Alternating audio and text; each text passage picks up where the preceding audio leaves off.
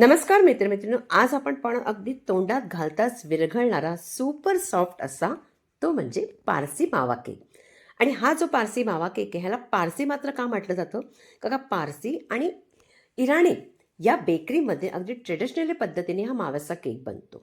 अगदी चवीला चविष्ट असा लागतो आणि आज आपण अगदी परफेक्ट प्रमाणात जसं बेकरीमध्ये बनवतात त्याच पद्धतीने बनवणार आहोत. इथे आपण अंडं वगैरे काही वापरणार नाही. फक्त जर तुम्हाला केक बनवायचा असेल तर मात्र पूर्ण पाहावा लागेल व्हिडिओ. तर चला जास्त काही न बोलता पटकन रेसिपीला सुरुवात करूया. सगळ्यात अगोदर काय करायचं, एखादं कोणतंही भांडं घ्यायचं आणि त्याच्यामध्ये आपण घालायचं मावा. आता हा मावा मी घेतलाय, अगदी 1 कप भरलं नव्हतं, पण मेजरिंग कपच्या हिशोबाने म्हणाल तर 1 कप होतो. आणि मात्र वजनी म्हणाल तर 150 ग्राम म्हणजे 150 ग्राम असेल आपल्याला मावा. त्यामध्ये आपण घालणार आहोत तेल. घालायचं आपल्याला 1/4 कप. 1/4 कप आपण तेल घातल्यानंतर या मावाच्या गुठळ्या मोडत आपण ह्याला चांगलं अगदी विस्करने मिक्स करायचे.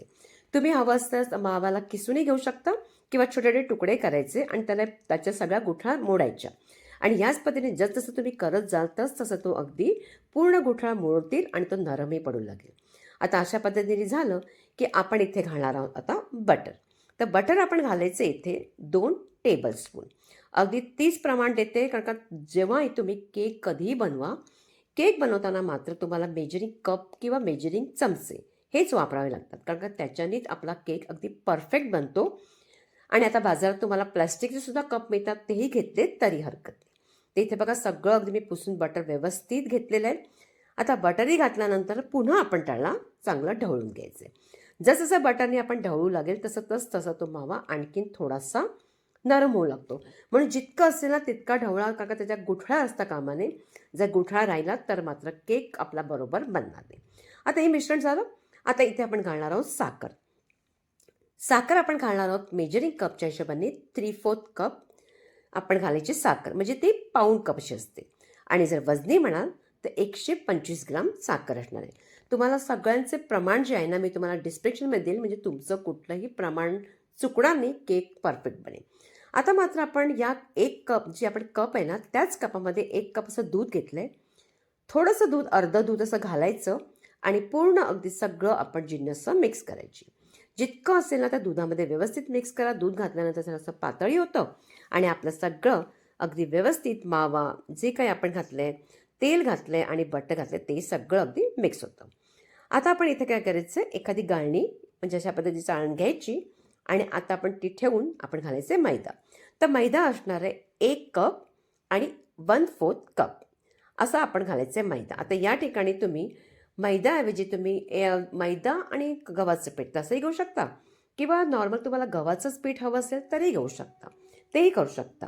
तिथे मी मैदा सगळं अगोदर चाळून घ्यायचा आणि मैदा कधीही चाळून घ्यायचा, म्हणजे त्याच्यामध्ये त्या मैदा जेव्हा आपण घालतो ना मैदा चाळून, तेव्हा केकमध्ये हवा भरली जाते. आता इथे बघा, इथे घ्यायचा आपण बेकिंग पावडर. तो आपण असणार आहे 1 टीस्पून आणि त्याचबरोबर 1/4 टीस्पून.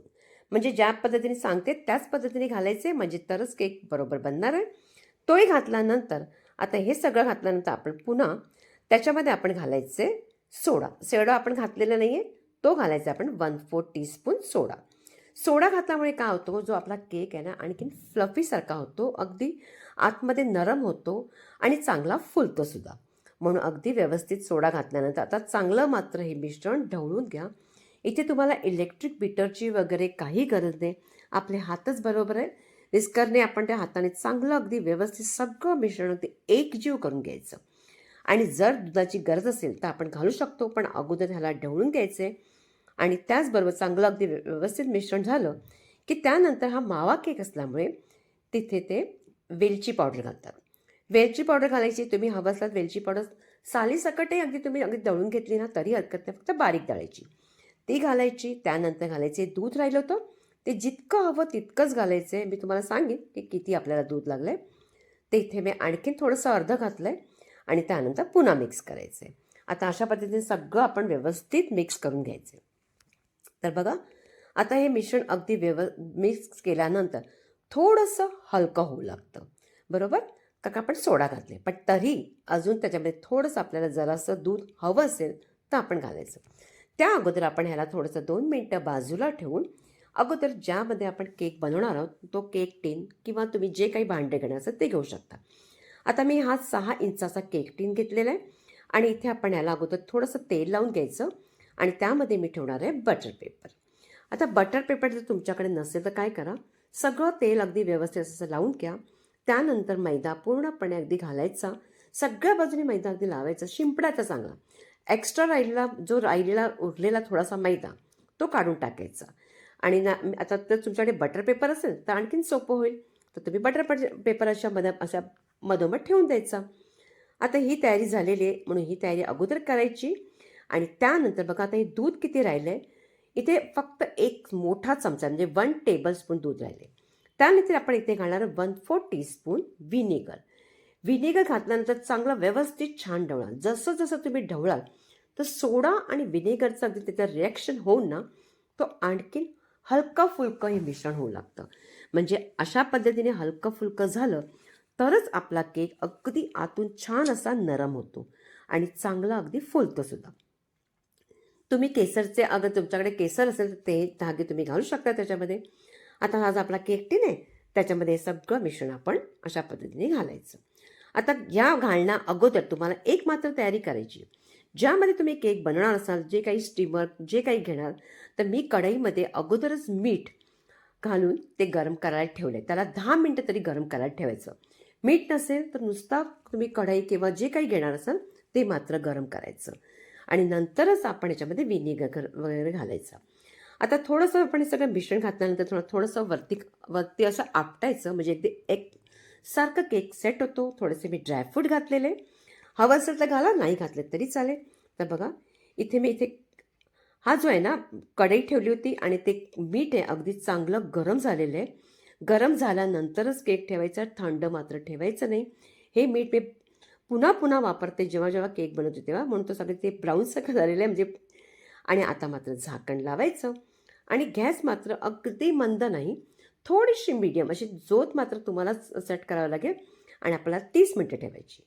तर बघा अगदी 30 मिनटानंतर हा केक अगदी व्यवस्थित झालेला आहे. कधी कमी जास्त होऊ शकतो, तुम्ही 25 मिनटांना काढून बघायचा.